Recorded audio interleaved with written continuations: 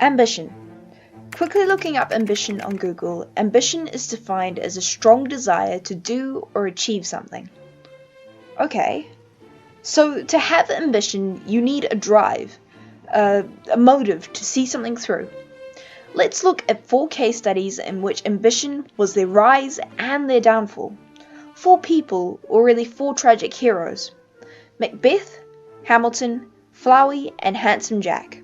Certainly the most humble of the lot is Handsome Jack, formerly known as Jack, or John maybe.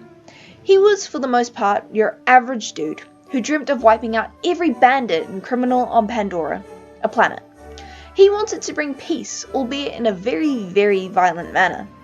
Jack's claim to ambition was through greed of power and riches that started nobly for the betterment of others, then was twisted into a warped sense of self-worth. You're bandits.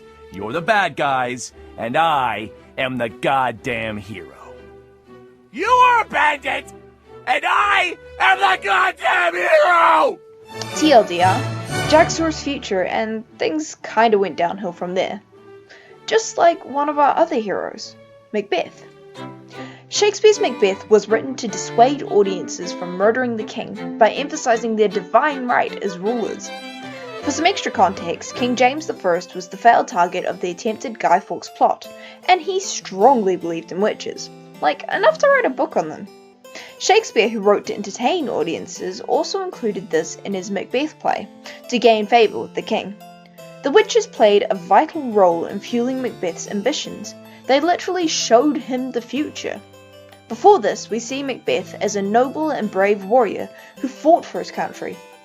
So how did he fall so far to become the tyrannical king we see toward the end of the play? Simply put, he chose the wrong path.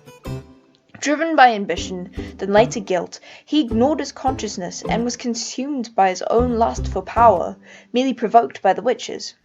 Shakespeare was highly interested in this topic of how man could fall from such heights to dizzying lows. It can be argued the witches put him on this path. However, the way I see it, they showed him a path, not necessarily put him on it. This is where our third tragic hero comes in. Oh, by the way, a tragic hero is a literary character who makes a judgment error that inevitably leads to his/her own destruction. In this instance, it's Azrael Dreamer, aka Flowey from Undertale. Undertale is an RPG created by the fantastic Toby Fox, where you get to choose what path your character Frisk takes. It influences the world around you. Characters treat you differently, music changes, you even get different endings depending on how much of a genocidal maniac or pacifist you were. The catch is you are antagonized by a creepy flower who just so happens to have saving powers. It's a little bit hard to explain in video form, but he basically has access to different futures. The crux of the game centers on what path you take in the life of a fallen human. Flowey is extremely self-aware of that path and actively works against you no matter what. The sad thing is that he was driven to these actions out of insanity, boredom, and isolation, acting out like the lonely child he was. Wouldn't you after years without a soul? A lesser secondary theme of the game that I won't discuss too much but acts as a nice segue is appearance versus reality. Things aren't really what they seem. An innocent flower turns out to be a soulless monster, or even monsters just being lovely. Fear is foul and foul is fair, right? In Macbeth, a humble warrior could be a merciless murderer, or in Borderlands, a mask could hide a terribly disfigured morality. This is where ambition pivots, to ambition leading to downfall through betrayal. All of these characters were betrayed or felt betrayed in spirit. Macbeth by Thanes, Flowey by Chara, Jack by Vault Hunters. In Hamilton, this idea of betrayal is rampant and is key, especially within Alexander Hamilton's life. Burr, Jefferson, and Madison all betray Hamilton, ruining his chances of a presidency and inadvertently causing his separation from Elizabeth Schuyler, his wife. Every time Alexander was faced with adversity previously, he was able to write his way out, and he even tried to write his way out of his affair with Mariah Reynolds, America's first sex scandal, but he lost his family and his life within the decade following. He got everything through writing. He was unafraid to voice his opinion, and he is the reason why the American financial system exists and helps so many people today. His downfall was in becoming overzealous with his opinions. He used them to discredit people and ignored the needs of those around him. Of all the characters here, Hamilton is the only real person. Macbeth is only loosely based on the real Macbeth though. It's important that we stop viewing people as only heroes or villains.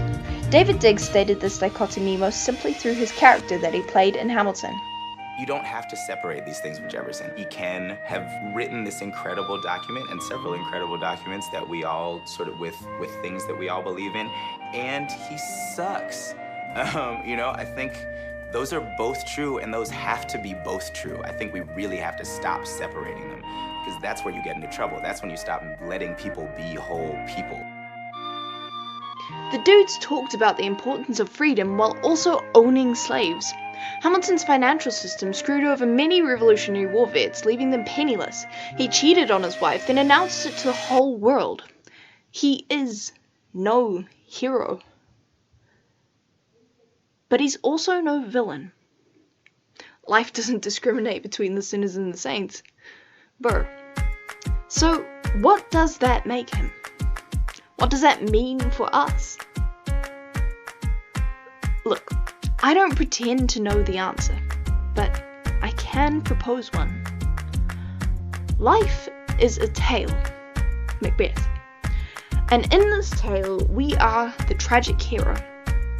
In a sense, we're not fictional.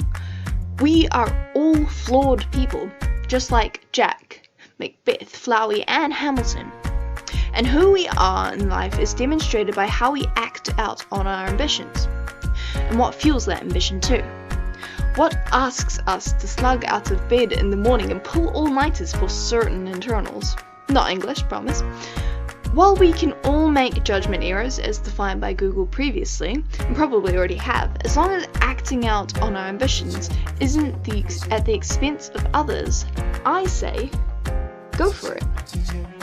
Everyone thinks they're the hero of their own story, right? You just have to stay determined. Thank you. Death doesn't discriminate.